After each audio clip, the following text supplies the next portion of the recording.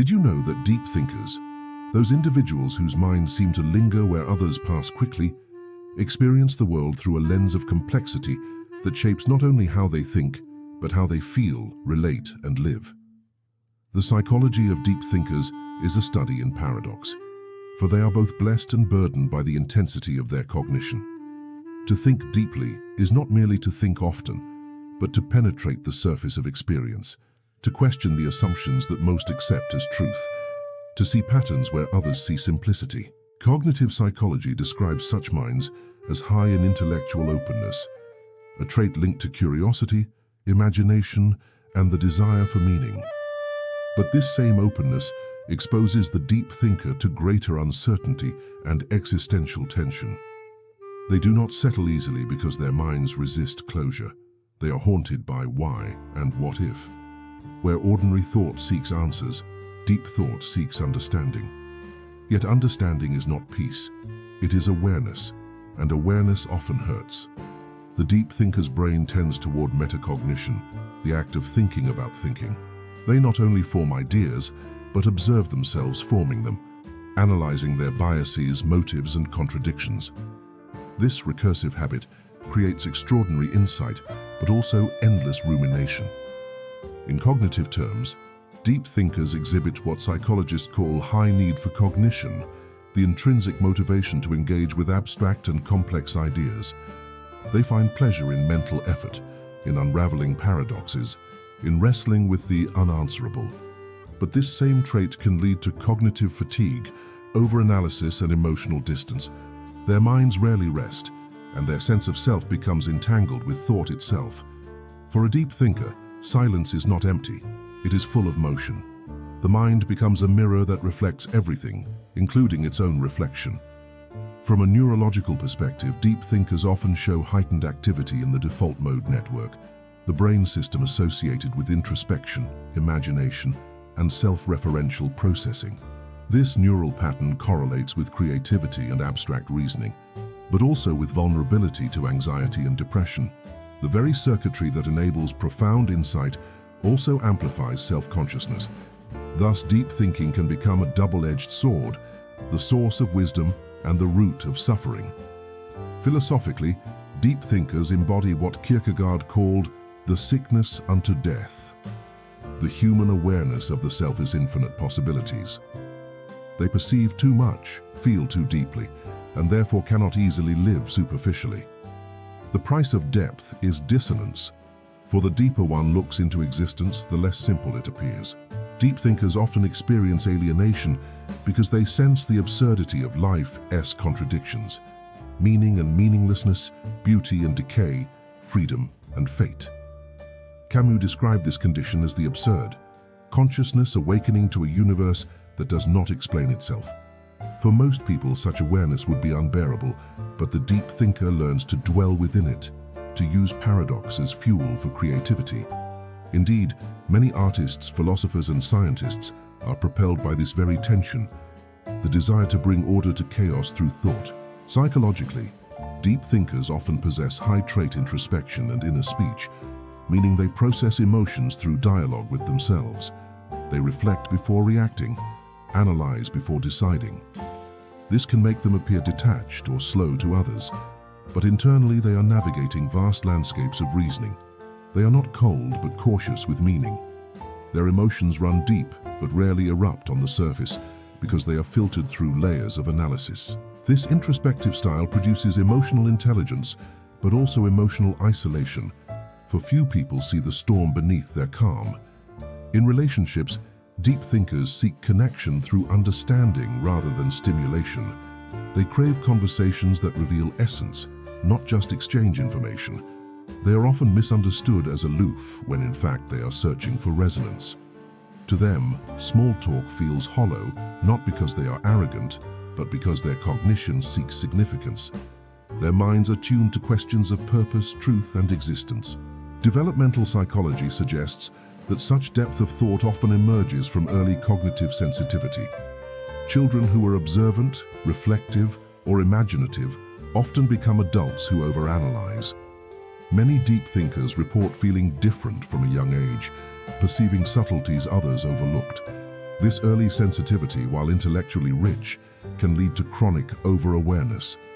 The deep thinker notices what others ignore, the tone behind the words, the contradiction in a belief, the silence between gestures. This constant perception becomes both gift and burden. In social terms, deep thinkers may struggle with belonging. Because their cognition operates on a meta level, they perceive the structures of social interaction rather than losing themselves in them. They can observe conversation while participating in it, analyzing motives and meanings in real time. This creates insight, but also distance. They may feel like spectators in the theater of life, seeing more, feeling deeply, yet unable to forget the awareness that they are watching. Jung would call this a manifestation of introversion, the psychic orientation toward the inner world of thought and meaning, rather than the outer world of sensation. But deep thinking is not synonymous with introversion. It is possible to be a deep-thinking extrovert, though rarer. What distinguishes deep thinkers across all temperaments is reflective depth, the habit of linking the concrete to the abstract, the present to the eternal. They cannot encounter an event without asking what it signifies. They turn experience into philosophy instinctively. A sunset is not merely light on the horizon, it is the visible metaphor for impermanence. A conversation is not just words, but a map of human longing. This symbolic awareness makes life rich but heavy because nothing feels trivial. Every moment hints at a larger truth. The psychology of deep thinkers is also marked by a strong drive for coherence. Cognitive dissonance, the tension between conflicting beliefs, troubles them more than most. They cannot easily hold contradictions without seeking synthesis. This makes them natural philosophers but restless souls. Their minds crave integration, yet reality refuses to be fully integrated. Thus they live in constant dialogue with uncertainty. Some find peace in this, others drown in it. Mindfulness practices, which emphasize presence without judgment, can help deep thinkers temper their intellect with acceptance. But this balance is rare, for the mind accustomed to analysis resists stillness. Another defining feature of deep thinkers is existential curiosity, the need to understand not just how things work, but why they matter. Viktor Frankl would interpret this as the search for meaning, the quintessential human drive. For deep thinkers, meaning is not a luxury, but a necessity. Without it, life feels hollow. They often suffer more acutely in environments devoid of purpose, routine jobs, shallow relationships, mechanical institutions. Their mental vitality requires engagement with ideas that transcend the immediate. When deprived of meaning, they can spiral into nihilism or despair, yet their suffering also fuels insight. Nietzsche observed that those who dive deepest into thought must wrestle with darkness, but out of that wrestling emerges strength. One must still have chaos in oneself to give birth to a dancing star, he wrote, capturing the deep thinker's paradox. The capacity to transform inner turmoil into illumination. Psychologically, deep thinkers often exhibit divergent thinking, the ability to generate multiple perspectives simultaneously. This cognitive flexibility fosters creativity, but can lead to indecision. They see too many sides of every problem, recognize too many possibilities, and thus struggle to choose. Their clarity of perception breeds ambiguity of action. To decide feels like to betray nuance. This hesitation can frustrate others, but reflects the deep thinker's ethical sensibility. They sense the moral weight of choice. They do not act impulsively because they understand that every decision ripples through meaning. In personality psychology, deep thinkers tend to score high in openness to experience and conscientiousness, but moderate to low in extroversion. This combination produces introspective, idealistic and disciplined individuals who prefer depth over breadth. They are driven by intrinsic rather than extrinsic motivation. Their satisfaction comes not from approval, but from understanding. Yet this internal orientation can alienate them from a society obsessed with speed, consumption, and image. The deep thinker often feels out of time, living slower in a world that moves fast. They prefer to read than to scroll, to contemplate than to react. This anachronism can breed loneliness. But loneliness for the deep thinker is not merely absence of company. It is space for thought. Solitude becomes their natural habitat, not as escape, but as necessity. Great ideas often require silence. From solitude, the deep thinker communes with what Emerson called the oversoul, the universal mind reflected in human reason. In solitude, thought becomes communion, and insight becomes revelation. Yet solitude has its cost, the risk of over-isolation, of mistaking withdrawal for wisdom. Balance remains the challenge. In the emotional dimension, deep thinkers often oscillate between melancholy and wonder. They are attuned to the tragedy of life, but also to its beauty. Their empathy runs deep because they imagine the inner worlds of others vividly, yet this empathy can overwhelm them. They feel others' pain as their own. At times, they envy the simplicity of those who do not think so much, yet they cannot return to that simplicity. Their consciousness, once expanded, cannot shrink.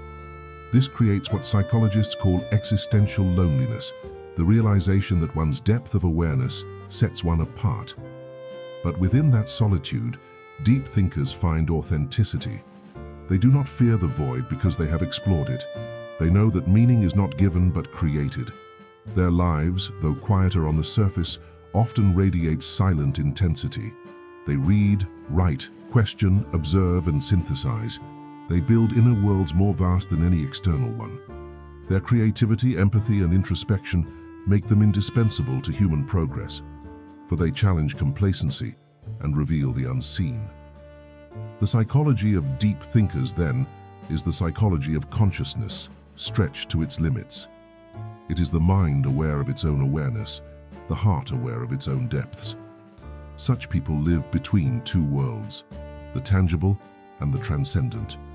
Their greatest strength is understanding, and their greatest vulnerability is over-understanding. They remind us that intelligence without humility becomes pride, and introspection without balance becomes paralysis. But when aligned, when intellect serves insight and thought serves compassion, the deep thinker becomes a bridge between reason and meaning. In them, philosophy becomes life itself, and life becomes an endless question that, even unanswered, is worth asking.